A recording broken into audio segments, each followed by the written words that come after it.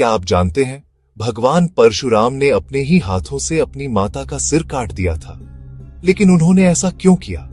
भगवान परशुराम को भगवान विष्णु का छठा अवतार माना जाता है। उनके पिता थे महर्षि जमदग्नि और माता थी रेणुका देवी। परशुराम के 4 बड़े भाई थे।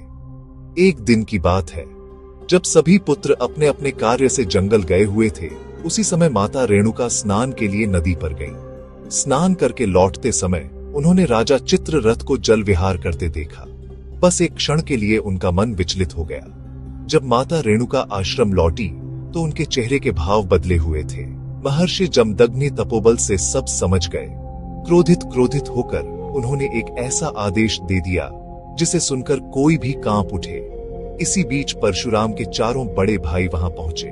महर्षि जमदग्नि ने एक एक करके सभी पुत्रों को बुलाया और कहा, अपनी माता का वध करो। 4 भाई सन्न रह गए। कोई भी इस आदेश को मानने को तैयार नहीं हुआ। गुरु और पिता की आज्ञा न मानने पर महर्षि जमदग्नि ने क्रोध में आकर 4 को श्राप दे दिया। उनकी विवेक शक्ति नष्ट हो गई। तभी वहां परशुराम पहुंचे। उन्होंने न कोई प्रश्न किया, न कोई तर्क, बस पिता की आज्ञा को धर्म मानकर एक ही क्षण में अपनी माता का सिर काट दिया। पूरा आश्रम स्तब्ध रह गया, लेकिन महर्षि जमदग्नि प्रसन्न हो उठे। उन्होंने परशुराम से कहा, वत्स, कोई भी वरदान मांगो। परशुराम ने अपने लिए 3 वर मांगा। पहले वर में माता रेणुका को पुनः जीवित करने का वरदान।